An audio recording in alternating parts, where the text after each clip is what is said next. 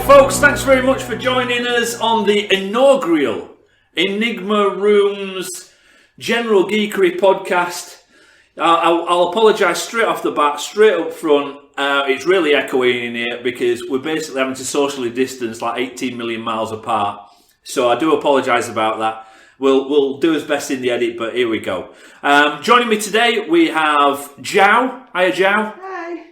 And along with Jow, we've got Glover. You alright, Glover? I'm alright, yeah. Yeah? You're not getting too old for this? Yeah, that's stuff? that's a reference that Danny anyone Glover. I ever do, no one gets that reference. That's and then it, they yeah. all say, oh, how's Mel Gibson? And go, how can you get the Mel Gibson reference, but not the, That's it, yeah, exactly. the catchphrase? So for everybody else, he is actually called Danny Glover. So there you go. Subtle differences though, I haven't got a moustache. That's It's the only difference. yeah. Other than at the moment, Yeah. you've got a moustache right now. Yeah, well, it's part of the beard. It's Other part of than an ensemble facial So- hair. There you go. So straight off the bat, you can tell what sort of podcast this is going to be. It's going to be a lot of flapping gums. It's going to be a lot of unresearched shooting from the hip. Absolute garbage, probably. But it's going to be full of opinions. Yeah. Unfortunately, most of them aren't going to be right. So We don't care about that. we're not too bothered Everyone's about got an it. opinion. We're not too bothered about it. But yeah, basically we've been thinking about it, or at least I've been thinking about it for a little while, that we should do a podcast, because normally we're sat around and we're talking about all the usual geekery stuff that we like, and then somebody actually said to me, well, maybe other people would be interested in knowing about your general geekery.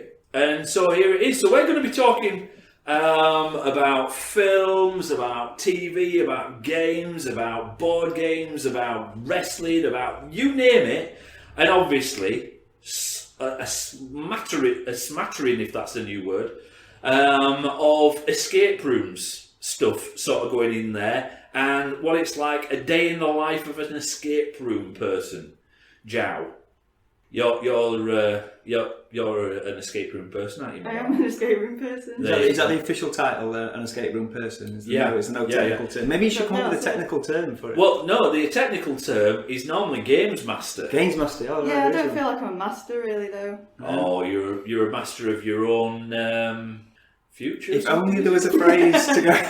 There is a phrase in there. I'm sure there is. You're a master of your own Destiny. destiny. There we go. I knew if I basically put that the hook in the water for long enough, one of us would bite on it. I think if you're good at editing, you can make it sound like you didn't mess up that catchphrase. I'm going to need to be an absolute wizard at editing, just so that people half listen to this. That's the perfect honesty. And I'll also, while we're at the start of the show, the top of the show, I'll apologise for all the not just background noise, but also the traffic going by. I'm sure you'll hear plenty of that over the show as well. We're just waiting on a couple of ambulances and a fire engine and God knows what else. But rest assured, the traffic is also social distancing. We're all safe. We're all at safe distance. They are literally parked up more than 2 metres apart out there. But unfortunately, we are right outside quite a busy junction, so that's going to be interesting. So we're wanting to talk about like general stuff that we chat about. Obviously, because of everything that went on in last year's Year of the Dread, not a right lot of films were on, so there's not a right lot to talk about film-wise. I don't even know if I saw a film last year. What, not even on TV? Well, Wow, that's on amazing. TV, yeah, but Hell, I don't know if I couldn't do a day without we watching did. a film. I suppose you've got Netflix and I Prime watched. stuff going on. Yeah, I saw at the cinema when we were briefly back to normal, sort of, one of the Star Wars films from like 1980. So you saw an old film. You didn't even Yeah. see a new release. Nice. But I had a proud moment. Just to interrupt you, that brought me on to. I had a proud moment the other day. My eldest boy, Taylor, aka Teabag, he's buckled down, worked hard, and he's done all 9 of the Star Wars films over Christmas. Wow, that is dedication. Yeah, he put the A-levels on hold. Is that even Phantom Menace? He did all of them. Wow. He did all of them in actual order. That they were released, or No, the actual Okay. order. no. right? So I did frown at him a little bit on Yeah. that. A little bit. But that's the first time that he's actually properly watched them. And considering that he's 17, he watched all them he told me about it, and I said, "Oh, brilliant! So what do you reckon then?" And he went, "Yeah, we're all right." Is that just a typical teenage response nowadays? That's an exact review from Paul. That is. Yeah, that's his opinion on everything. Yeah, we're all It's all right. Yeah, we're all right. And I went, are you kidding? That literally, the first three literally changed cinema. Literally, I'm not exaggerating. The first three shaped most of my generation's life as well. You know, it's pretty much. It was out of this world. Yeah, a religion came out of it. That's how They did. That's how impressive they were. And I think that's something. Let's not get bogged down into religion debates. Other religions are available. Just so you know. That's it. We're not getting tied down in that. But yeah, so he watched all 9 of them. He started on doing a bit of Clone Wars and all that sort of stuff, and he's going to start watching like Rogue One and all the rest of it. All that, and he went, "Yeah, we're all right." Did he not express a favourite or anything? He did. Oh wait. He did express a favourite. Go on. I'm a little bit worried to mention it on the internet. You're not going to say Phantom. No, it wasn't Phantom Menace, so let's not That get ridiculous. Ewok Christmas special that they did. It was a Christmas special. I can't remember what it's called. Nice. Terrible. No, it was. I think it was episode 2. Right. It was one of the prequels. Yeah. One of the prequels, and I said, "Why? Why was that? Why?" And he said it just seemed that the fight scenes just seemed a bit better.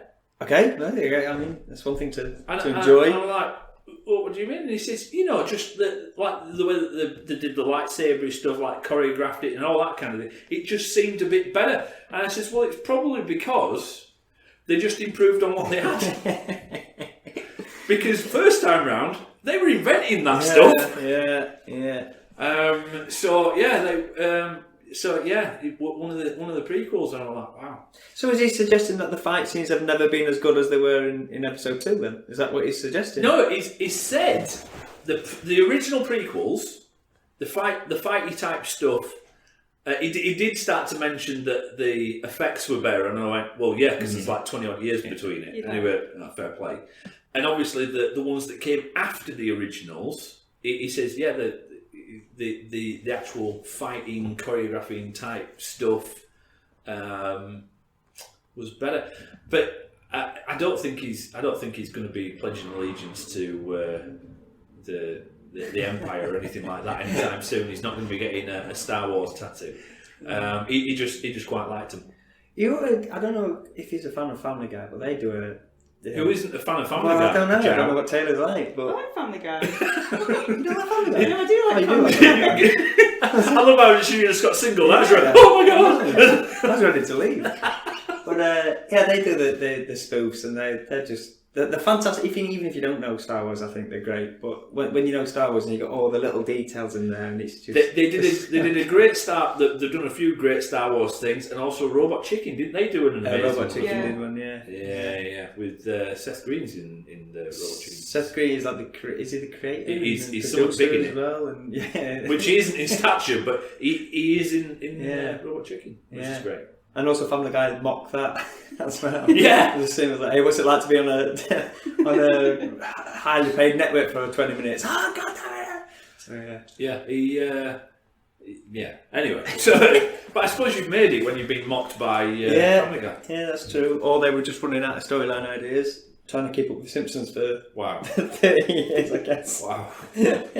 How unbelievable. Right, so that's the kind of general shiz that we're going to be talking about.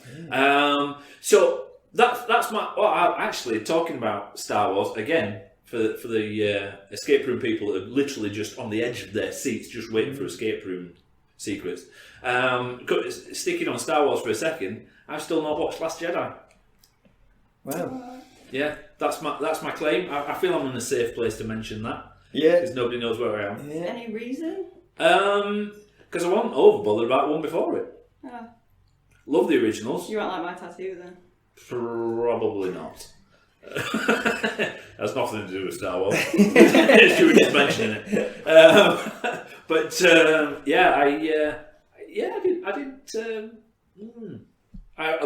absolutely love the originals. So you're saying your son's seen the... He's seen. So he's seen it. Wait, he's seen He's seen it, and I haven't seen it. Yeah. But you're the Star Wars fan. No, I wouldn't even class myself as a fan. I love the originals. I've watched the prequels, and I've watched 2 of the ones or the sequels that come after. But I like them, but I'm not a diehard cut me in half with a lightsaber and it says Luke kind of fan. Well, according to my boyfriend, Last Jedi is the best one. Oh, you're missing out, Nick. Really? Yeah, he's obsessed with that one. Well, do we take Paul's opinion on Well, it? he's the one who's reviewed it as, yeah, it's alright. what's the one Yeah, after? exactly. That's what I'm meaning. He could, Yeah. if he's all excited and he goes, yeah, it's okay. That's a good thing from Paul. I'm sure it's Last Jedi. Playing it super cool, isn't it? Yes, it is. Keep 'Cause it cards close to vest. he didn't like the latest one, and he regularly tells me pretty much every day that he doesn't like it. Yeah, but that was Last Jedi. Surprised it's I think Skywalker. is this up has got 2 reviews. It's either alright or nah. Is that the He 2? loves Last Jedi and he hates Rise of Skywalker. They're the only 2 things he has an opinion on. Everything else is, alright. I noticed the other day, I saw him the other day, and he's got hand sanitizer attached to his belt with a little Chewbacca on it. Yeah, bought him that. Nice. I was annoyed that when Was he wearing a utility belt? he wasn't, no. It's a standard belt, but he was ashamed that they could have just put a noise or something that made it as it squirted out, so everyone knew he was using chewy hand sanitizer. That'd have been fun. You'd known every time he was doing his hands. You do it so often though, wouldn't you? Just like in a quiet supermarket. That'd have been phenomenal. You missed a trick there. There you go, Johnson & Johnson. Send us a check. Why were he wearing a utility belt? Is he Doncaster's answer to Batman? Yeah. He's not the he's not the protector that we want. He's the one that we need. Yeah, that's it. He's the one that you Absolutely butchered that line. That's 2 now. You've done. just butchered Just it. phrases. You can talk for England, but when it comes to phrases, That's that it. Yeah, imperative. absolutely shocking. All sorts of phrases. Brilliant. So I suppose we might as well have a little bit. Or we'll at least mention a little bit of the escape room world. At the moment, it's not happening. So next, escape room world. Hard times, daddy, hard times. Do you know what that is? I have no idea. That is Dusty Rhodes, American Dream. That is The Dream. for all the wrestling fans out there. Hard times, daddy. And one of the best promos I out used, there. I used to watch. Not mine. Mine wasn't the best promo, but he basically did that. It's a wrestler. Wow. Whoa. I've watched a lot of wrestling, and I seem to not know a lot of big wrestlers. And it's weird. So do you know Goldust? Yeah. Yeah, that's his. Goldust, That's his dad. Goldust is the son of Dusty Right, Rhodes. I don't think I went back that And far. Cody Rhodes is his son as well. Oh, no, him. Yeah. There you go. She didn't really. Well, look, think of Cody Rhodes and like just holding put- onto a life vest. She's Yeah, like, oh, Cody Rhodes, and then just sort of expand his waist a little bit, and that's what Dusty Rhodes was Little like. Yeah, well, I don't want to be too Yeah. offensive. In fairness, he was a big. he were a big guy. He was a He big was a guy. big guy. You know, so. And he also wrestled in polka dots when he came he came out to WWE. Apparently that were a rib. Yes, it was. Yeah. But if anybody can pull Can he off pull- a gimmick can he like pull it that, off? it's the dream. Anyway, We've sidetracked there. Sorry. Jazz glazing over. She's This like, oh is my God. general geekery. It's just gone from Star Wars to wrestling, and we've just skipped Seamless. over escape rooms Seamless. just easily. So just in case anybody like escape room wise or any escape room fans are still listening to this, which would be amazing in itself, you know, in case you're wondering what you can be doing to get your escape fix, is basically there's online escape rooms. So it's something that we've been doing. This podcast isn't about just promoting what Enigma's doing. It's also about what's going off around the world, because there are literally online escape rooms and many different types of online escape rooms. We've got a couple of different ones ourselves, so we're doing like a box tabletop escape room like via Zoom, and we're also doing a number of different avatar where you're controlling somebody who is 18 feet tall, blue, and has a tail. Wrong avatar. Wrong avatar. Hang on a minute. I can hear the solicitors coming. James Cameron Centre. So basically, we're doing the Avatar ones where you control somebody, not in a lewd way, but what to do in the room, where to walk, what to look, all that kind of stuff. And Mr. Glover's taking care of that for us here at Enigma Doncaster. That's a strange thing to do as well. Yeah, what were it like the first time that you donned the headset and you basically did everything that you were told to do? Yeah, the first time was nothing but panic, because I thought I need to learn this escape room right the way through, just in case they get stuck, so I can help them out a little bit, because you sort of don't want them to be spending a little bit of money and then just not get anywhere and it'd be my fault. And it's just a case of you need to make sure they can see what they need to see when they need to see it, and then play along with your character, which I'm doing in inverted commas, which I realise I did, and the podcast listeners can't see. Always that. works well on audio. But the character, I did it again. Staying in character, but trying to push the storyline along. It's a weird feeling, but everyone so far seems to really get into it, and that everyone has fun, and it's not too intense, even though the storylines are some of them are a bit intense. Some of them are a little bit tense. The ones that we do, but we sort of lighten it up a little bit and keep it fun. But yeah, it's fun. It's different. It were weird the first time that I did the Avatar. Yeah. Very first, I was like, how's this going to go? Obviously, you've done a couple, and I was like, I absolutely loved it.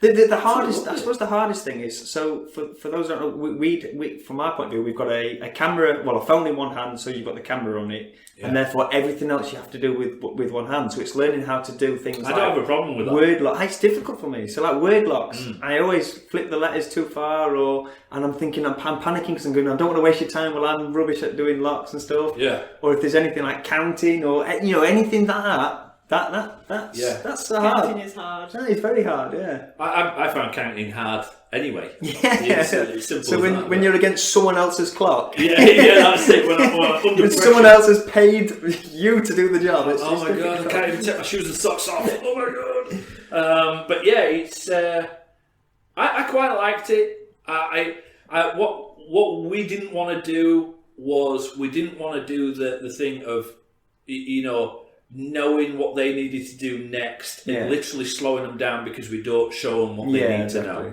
We didn't want to do that. But anyway, so that's it. But it's been fun, and it seems to have been receptive. The reception on it seems to be pretty good, which is nice. And just as you're saying, they've got escape rooms all over the world. We've had German, French, New York, New York people. Yeah, which the hardest thing for the New York people was not copying their accent. So when they was talking, and it's just an automatic thing. It's not like I'm mocking them in any way, but for some reason I picked up their accent and then I couldn't let it drop. It was great. We did have we had a Canadian as well, but she does live over here currently. First thing she did was put me in a cupboard. Of course. Can you get in that cupboard? That's just standard. I don't think that's a famous thing in Canada, but. What, get in that cupboard? Just get in the cupboard. It's your time, love, if you want to. But yeah, it's not just us. For anybody who's been living under a rock, we're not the only ones doing this. There are literally escape games online, and there's not just those. There's also like escape games, as in actual like computerized games. There's also games that escape room companies have basically. Like, I suppose you could say like photographed or photo logged the entire room so that you don't actually need a physical person in there, and you can navigate your way around and do the puzzles that way. There's literally all sorts out there to play, and they're literally 24-hour, 7 days a week if you want to play them. So there's plenty out there, and any escape rooms that aren't doing that sort of thing yet, I'd strongly recommend it. Yeah. The price point's a little tricky. We went for £40 for a group for up to 6 people with up to 6 connections. We went for that. There's some people going for a lot more. There's some people going for less. We kind of dipped his toe in the water at 40 quid, and that seems to be going okay for us. But there's definitely all sorts out there for anybody who's wanting to play one, and all sorts of themes to play as well, which is cool. I suppose also if you guys as the listeners have got any recommendations for us to check That's out, it. let us know. Yeah. Can they comment? Can they comment somewhere? Yeah, so somewhere? you'll be Email able to- us or Yeah, that's send us it, a yeah. carrier pigeon or something. Just let us know somehow. all that sort of stuff. If you want to message you can message us on the Facebook page, which is Enigma Rooms General Geekery Podcast. If you want to message us on there, or give us a follow, give us a share, give us some abuse, it'll probably be Joe that'll be answering it. So there you go. But yeah, if any thoughts on that, or any bits that you want to know about just day to day, what it's like in an escape room company, if you're not in the trade yourself, but you're interested in it, just send your questions in on a check.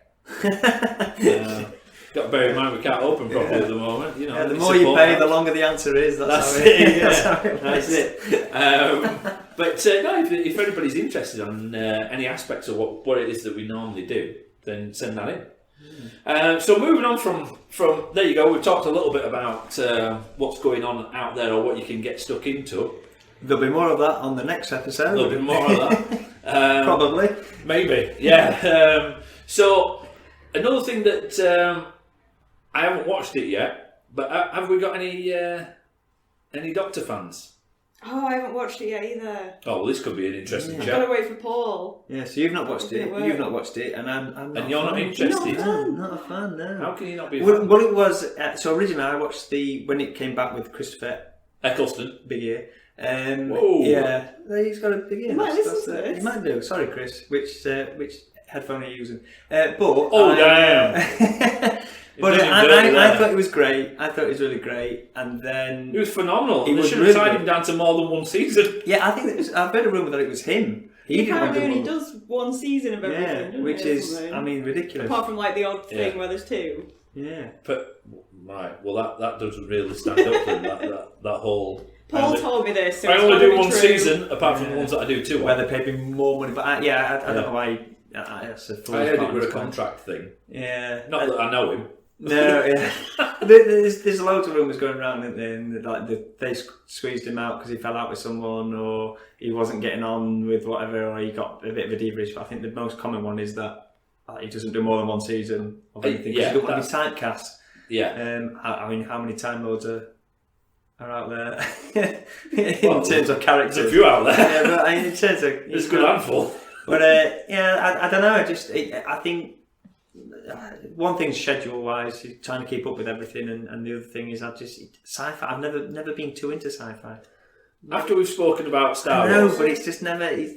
I'm a comedy guy, and that's it. That's all I go for. Or anything wrestling. But that's pretty much what I go for. yeah, well, yeah, that's fair enough. I Eccleston was brilliant, but David Tennant was next level brilliant. Yeah, somewhat different. I've seen clips of Matt Smith as well. I thought he was good.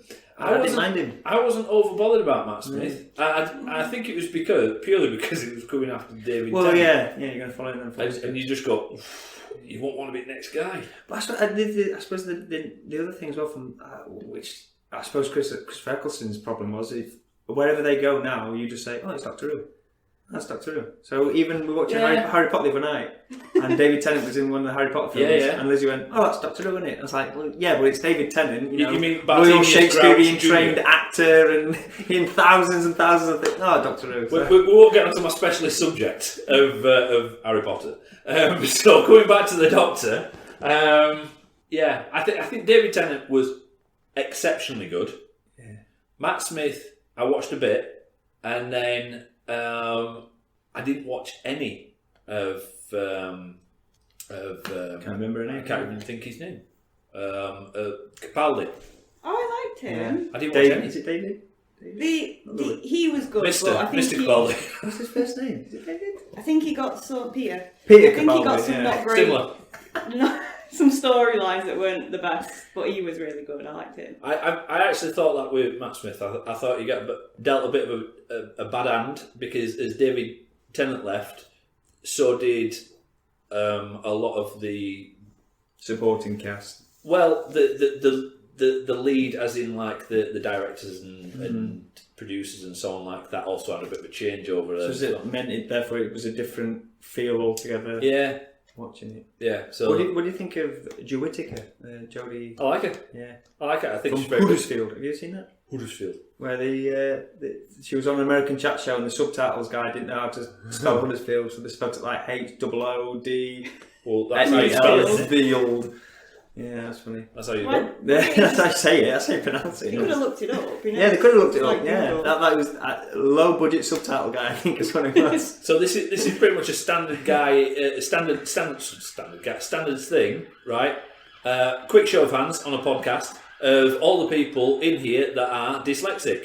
Yeah, All three of us. All three of us. There we go. Even the ambulance pick. Even the ambulance guy, that's where he crashed.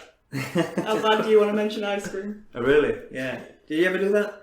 There's a great Morecambe and Wise gag. Did Ambulance I ever goes do past every single time. They go, it's never going to sell ice creams going that fast. Every single At time. that speed. Yeah, and Jan will roll her eyes every time, which unfortunately for her, I picked up on, and now I enjoy saying it just to make her roll her eyes. Yeah.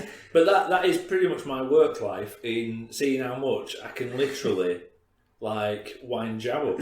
Yeah, pretty much. Because it's funny. What's it like you two working together? And what's the daily? Because these guys won't know this, but I'm sort of joining the team a little bit. You guys have been here since.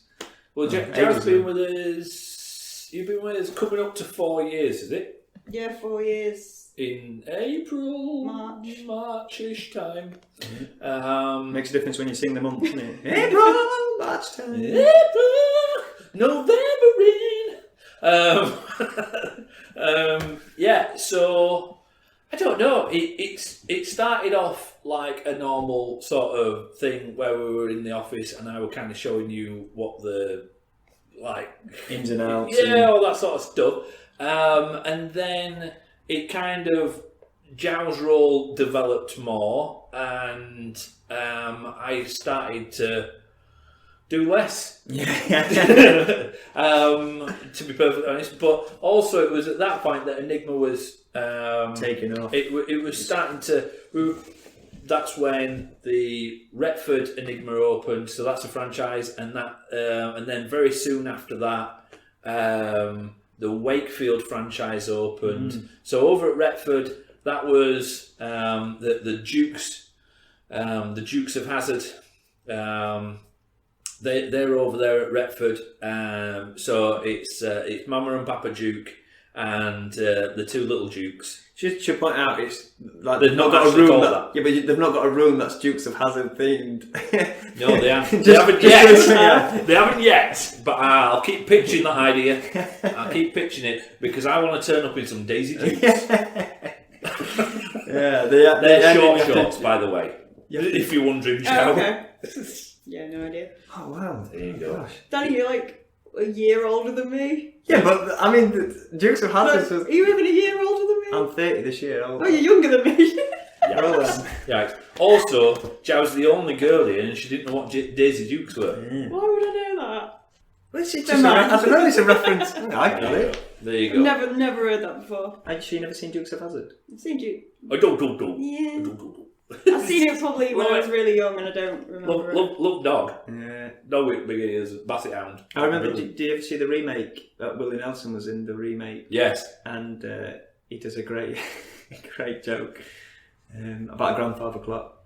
Isn't that one? So this guy comes out of an antique shop with a grandfather clock, bumps into a drunk guy, and the drunk guy says, "Why don't you watch where you go?" Messed it up. Do you have another go at that joke then? No, I think if you want to know the joke, you just watch the film, just watch the remake. I think it's a good joke, it's worth it, and that is literally the best part of the film. No, that's not the best part of the film. Okay. For half the population of the world. I'm going to be honest, that's a terrible film. Yeah, That's a terrible film. There's a couple of redeeming features about it, Yeah. but other than that, And who do they belong to? exactly. That's Exactly. it. So anyway, moving on swiftly from that. Before our wives listen to this, Yeah, start exactly. punishing. Moving on very swiftly from that, and also Zhao's just rolling her eyes, and she's, oh my god. Yeah, you get that a lot from Zhao tours, actually. Yeah, all the time.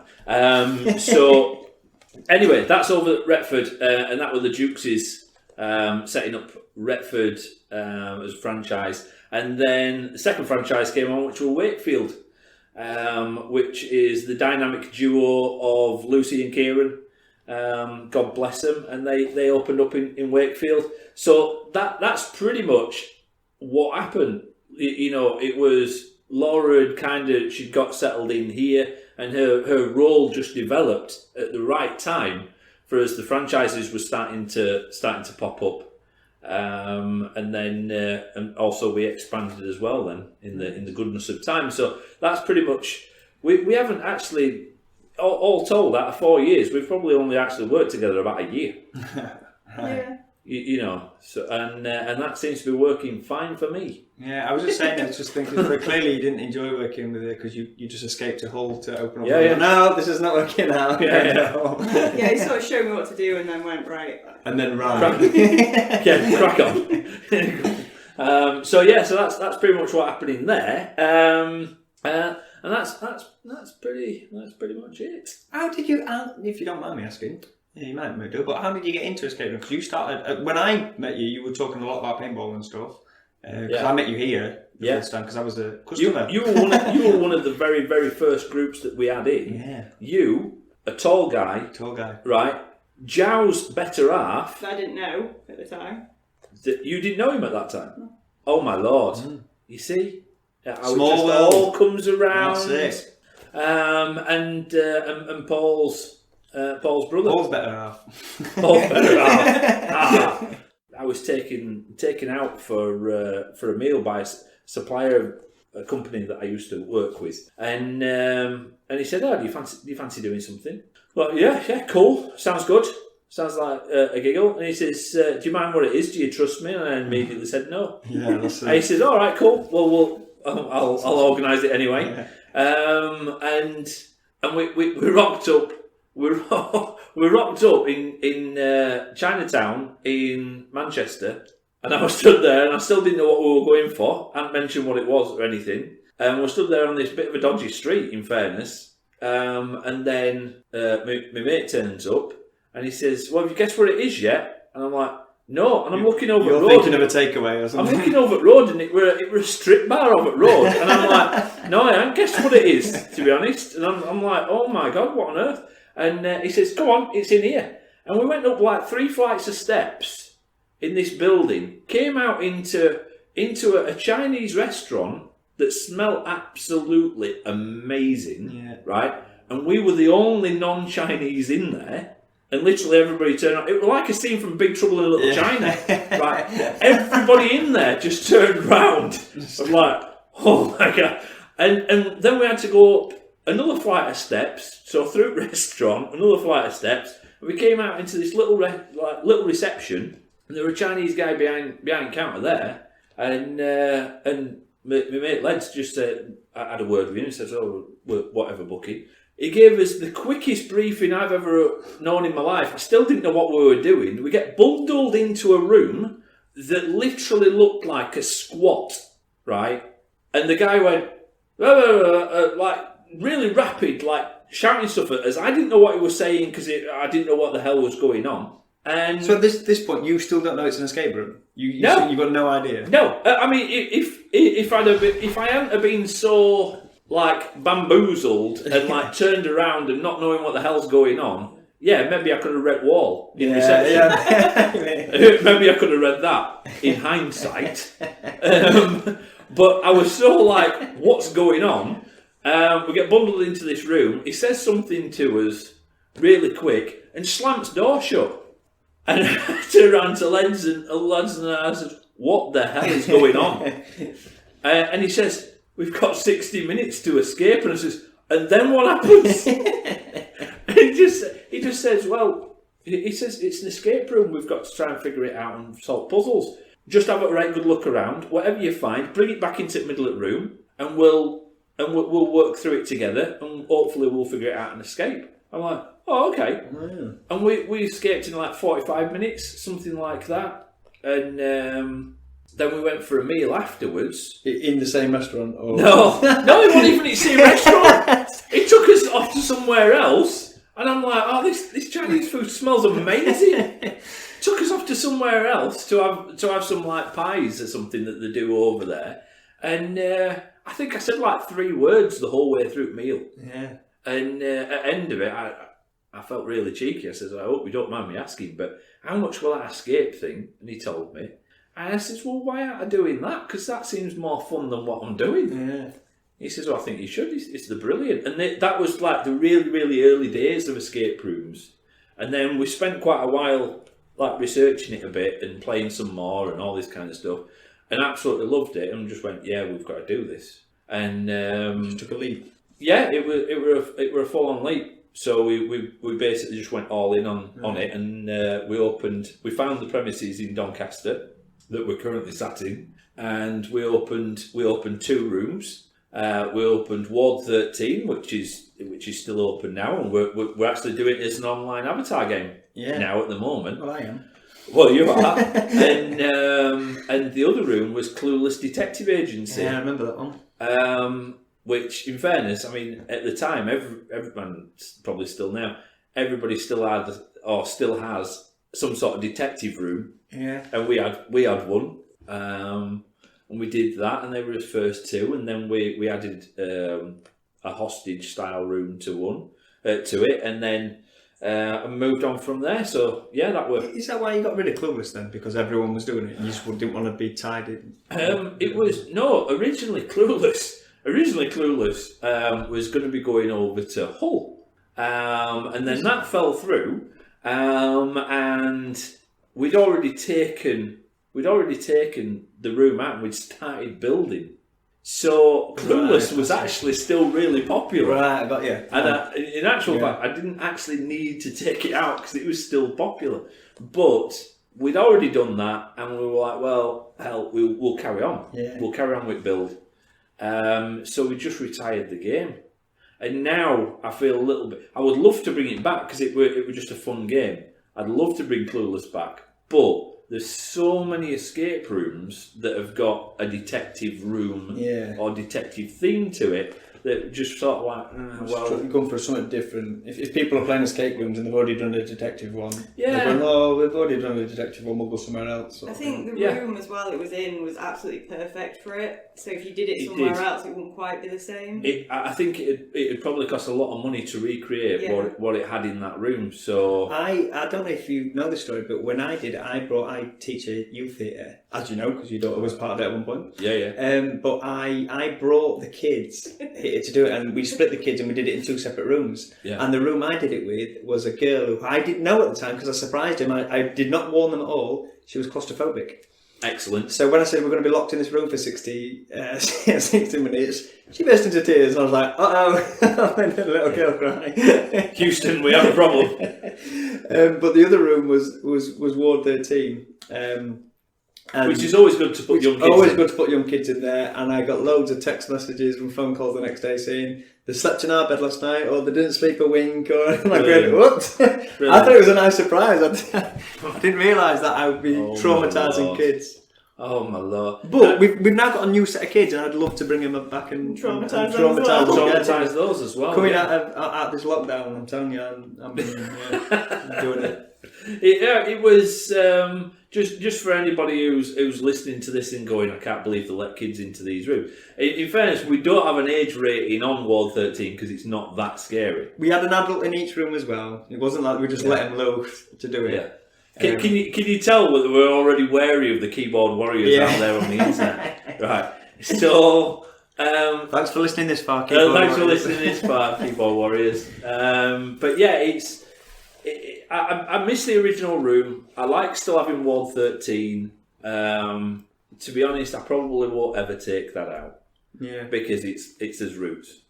It's a great. I still think, I know I've done loads and Giles helped me do even more of other things, but I still it's the one I recommend the most to people. Ward 13. Well, thank you very much. You're welcome. Where's my commission? That's it. Yeah. It's like, oh my lord. There's a number of rooms that I recommend to places, but to be honest, I'm gutted that we don't get a chance to play as much as what we used to. you know, when we were figuring it out and we were,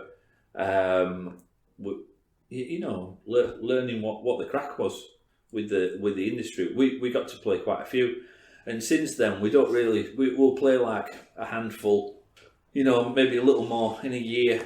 So at that point, we're always interested in what players are recommended. Yeah. Because we don't, you know, no offense to anybody in particular, but we don't want to waste his time in going somewhere, and that's as one opportunity to do an escape room like in that month or whatever. Yeah, of course. So, but there's loads that we've played and we'll go, damn, that way.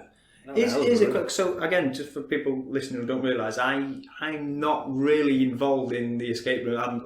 I mean, sort of been here for you know, as a customer and then just joined the team lately, but I've not been involved much in the escape rooms. But if I was to ask you, because like Joe, you do your own blog of reviews and such, and you've played a ton of games as well. So if I just say, right, 3 rules of escape rooms, what you're expecting or what every escape room should have, or what makes it 3 things that make it a great escape room, a great experience, if you will. Right. Okay. Right on the spot there, guys. Three things. You can work as a team, or you can do 3 I between think Nick you. probably already knows all of them. Yeah, they've got to be from Enigma. They've got. Yeah. No, a lot of people say, oh, it's always good if there's like a hidden either exit or room to it or something like that. But I've played some fantastic and really, really good one-roomers that you're going out of the same door that you came in through, but the game was so double awesome that you go, bloody hell, it's no detriment to it at all. Yeah.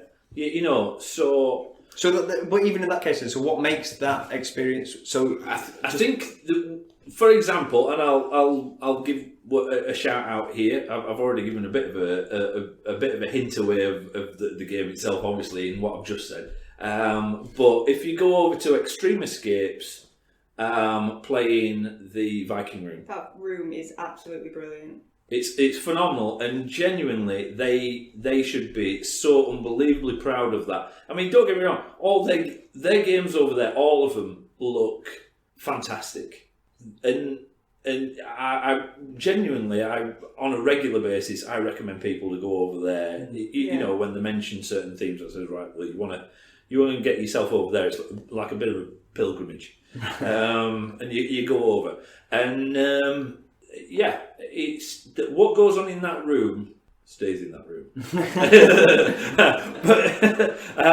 but no, it's you're totally in the moment, and you're totally in the game, and there's certain things that annoy me in games, and I don't like in our games if we can't figure a way around it. You know, I don't like it if there's certain stuff in there that aren't genuinely in the theme of what it is. Yeah, I get that. Yeah. Yeah. So if you're going, for example, a Viking theme, you wouldn't want a plasma TV screen in there. Yeah, exactly. Yeah, as a clue. Exactly. Yeah. And so, like the Viking Room, everything's really on point, but it's not just that; it's also the thought that's gone into it and the care that's gone into it. You know, like our guys over at Wakefield, same again. Their seance room.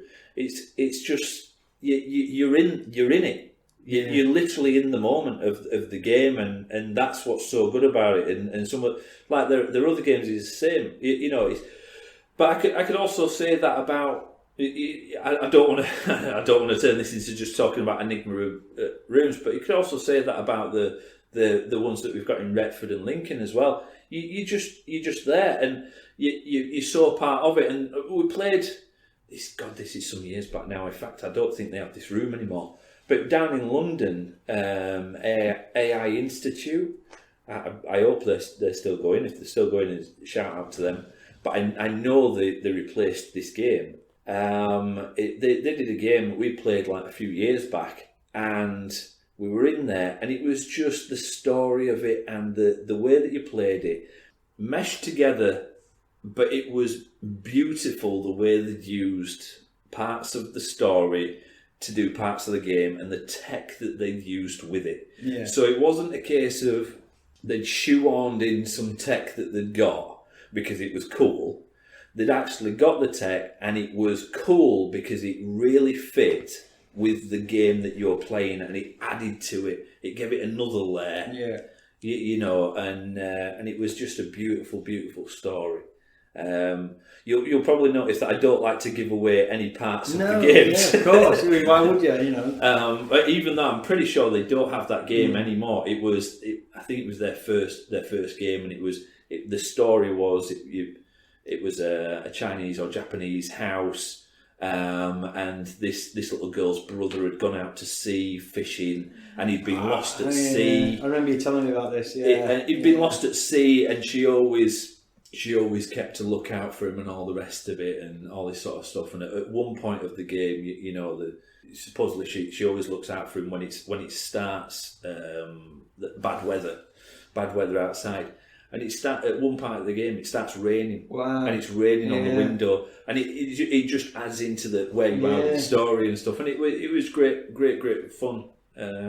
So that's what I like. So that's two. You've just mentioned what I picked up there is general theming, strong theming, not just in decoration, but in the technology and the tasks and riddles that they've got to do, but also the storyline, because the storyline is important for me. I think I hate the idea that you go into a room and you go, well, that storyline could have been anything. It's why am I doing it? Yeah, there's no thing. I don't like a room where it's a storyline at the beginning and you don't progress, you don't learn anything else throughout the storyline. Do you know what I mean? Yeah. You've got to because that makes sense with the storyline, as they were saying. I love the games where you're going through them and you're finding more bits out as you go along. Yeah, they always work really well. I like everybody loves in an escape game where you get either a wow moment or look at this. Yeah. Everybody loves that. But genuinely, and normally that's like some sort of big reveal, or it's a tech thing, or something that's done something that's magical. But I like it as much when you go, from the story. Yeah, exactly. You've figured apart the story, and it just clicks into place, and you go, oh, damn. Yeah, of course. We've had some with the story's been like so well, sort of, not well done, but like in depth, that we've been like on the way home and we've gone, that was from that, and we've just figured something else out that we didn't realise was even in there. No, I think that's good. The storyline is important, and then your wow factor as well. I'm not going to say which one, but you've got a room at Hull that I played, and there's a particular part of that where it just stopped me. I just sat there and I went, this is amazing. And they're going, no, we got close. The teammates were going, they got close to them. Going, yeah, but look at this is just amazing. I spent too much time in that room looking around. Yeah. Yeah. Thank you very much. They're the main things for me, and the main things I want like our rooms to be. Or that's the way that we're going now, and I'm not saying that we've done this from the beginning, because we haven't. We were finding us way, and we're just trying to make it better as we go on. But for me, if I'm going to play a game, I want to forget about everything for an hour, and I want to have an adventure for an hour. Yeah. You know, or if you go to Extreme Escapes, it's longer than an hour. I didn't want to leave their room. They're my favourite ones where you don't want to get out quickly. Yeah. You want to just stay in there for the hour. Yeah. And any chance I can just stop a bit longer. Wonderland at Wakefield, didn't want to leave that room. Yeah. There's a fair bit of that. That they're the main things that I want. I want to forget about life for a while, and just be immersed in an adventure, and I'm not overbothered if it's really techie or not. We're not wanting this podcast to turn out to be a big propaganda thing for Enigma. But there are huge amounts of, for example, over at Halifax. Damn, their games is Escape-orium. I always mess their name up, but their games are ridiculous. Yeah, they're really good. Ridiculous. Yeah. So again, recommend them. They're lovely as well. The beautiful people, the really nice people. They were coming here to don it.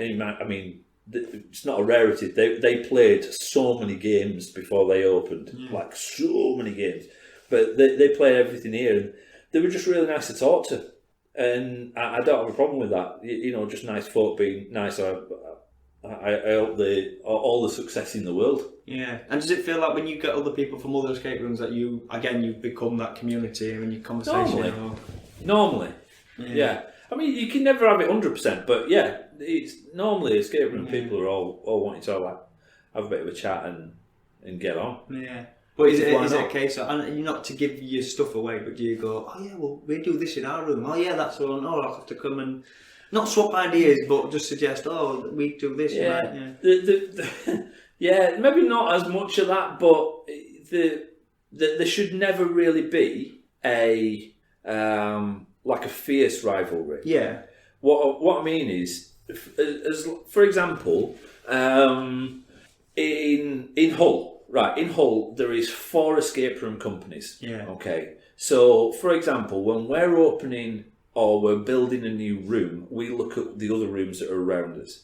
Not just so that it doesn't affect our sales for opening a new room, it's so that it doesn't affect those as well. Yeah. Because then, if you've got Hull's developing into, it's got a lot of people that are really into escape rooms, you know, so...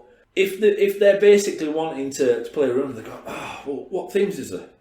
And they're looking at themes. They're not looking at companies. They're looking at themes. Yeah, of course. That's why there should never be any of this like backbiting sort of, you know, scared of competition, because there's no competition in escape rooms. As long as you're looking after the people, right, and you're putting on a good product, then hell, I don't have a problem with them all day long. Yeah. And that's how it should be, because we don't have, if they want to play in Hull there's a room that's themed very much on a well-known TV show in America. Is that the lab room? The one to do with making drugs, right? Is that Bugs Bunny? Is it? Yeah. It's Bugs Bunny. Looney Tunes, that one. Yeah. You know, you want to play that theme of game, right? And then in a couple of weeks' time, you want to play another one that's a casino. You know, or some sort of like pirate ship or something like that. So, why on earth should anybody be concerned about there's four companies in Hull? No, I get that. Yeah, I get that. And also, it's helping the industry of escape rooms out as well, isn't it? It's if you can all survive together, then that's only going to get more and more popular. Especially with like new players, because if they go to your room and enjoy it, they're going to play. That's in the area. That's it. That's exactly what I'm saying. So as long as they're looking after people and they're putting on a good product for the right price, hell, I don't have a problem with anybody. Yeah. You know, it's when they're putting people off and putting them out of the market, that's when I've got a problem with them. You know, and they're literally just either not putting on a great product or they're not looking after people. Yeah, that always scares me from any business point of view. But you think, well, if they don't put on a good product and a first timer goes there and goes, I don't enjoy it, I'm not doing escape rooms again, then that's potential for the whole thing done, isn't it? Well, it is. Yeah. So yeah, that's the main bit that worries me about it. But to be perfectly honest, I would say 99% of escape rooms are like that, and they're all pretty cool together. And then you have the escape room conferences that I've been to a couple. I'm yet to go to one. Are you? What's an escape room conference? This is so this is where you buy equipment for escape rooms? No, not really. Basically, you go along and they normally have a couple of people talking about different subjects and things like that. Normally a couple of owners that have done different types of things to talk about how they've done that and their opinion on it. And then they'll get a couple of, I think they've had like a couple of like people that are just doing like the blogging type of thing, and then they've done a couple of people that are just doing the playing type of thing. So trying to get it from everybody's different perspective. But I've only been to a couple of them. Right. I've only been to a couple of them. So, but in fairness, it was one of those where I met Kieran and Lucy, or reconnected with them. Kieran and Lucy were one of the first ones that I went to. I've only ever met them over Zoom. Online. I've not met him. You've never played their I've Wakefield never games? been. Wakefield, isn't it? Yeah, Wakefield. You never played Never their been to games? Not played the no. Wakefield. I know he's not played Seance. No. 'Cause he needs to play Seance. Wow. You love Seance. And they are really nice people. They are. I mean, they directed me. He bossed me around for an hour or two, but As they should. That's As your like only reference of them. Yeah. As well. Yeah, You yeah. think they're nice? Yeah. I mean, this whole COVID thing must be absolutely killing Kieran, because Kieran's a hugger. All right. Okay. He's a hugger, and he caught me off guard first time that I first really got chatting to him, because he gives out hugs. Right. I'm normally like, see you later, Yeah, and distant wave. and then I get What you did then, you get a waved, and on a podcast, that's not. yeah, it don't work as well. So I'll just explain. Nick waved when he said "see you later." There. That's it. Yeah. But yeah, Kieran's a big hugger, and I think he also realises that I'm not a hugger, and that's why he does it more. Yeah, I do that to a guy though. There's a guy who says I'm not a hugger, and I just love doing it because you had the skin crawling. Well, is that me or just hugging? He went a bit of both, but still it's funny to do. It's mainly you. Yeah. You sound just like my wife. Stop Yeah, it. you're gonna have to get that rash sorted. It's going to be weird after. Because no one's going to remember who's a hugger and who's not a hugger. It's Yeah. going to be... Everyone will still be touching elbows. There you go, Kieran. You're gonna have to be careful. Get a T-shirt. Isn't I'm a hugger? Wasn't that Bailey. Bailey, the wrestler? There you go. Back onto wrestling again. Yeah. Well, I normally do that. I can normally get it back onto wrestling pretty much. So anyway, that's our first ramblings of a podcast. Let's get ready to rumble. Yeah, no. So what we're going to try and do is we're going to try and bring one of these out, like ideally every week, but if not every other week, something like that. So if you can, give it a like and subscribe. And if you want to send us any comments or anything like that, check us out on Facebook, Twitter, or Instagram. And the name is Enigma Rooms General Geekery Podcast, or Enigma Geekery, something along those lines, and you'll find us. But anyway, there'll be links in the comments below. Thanks very much for listening, and we'll catch you next time.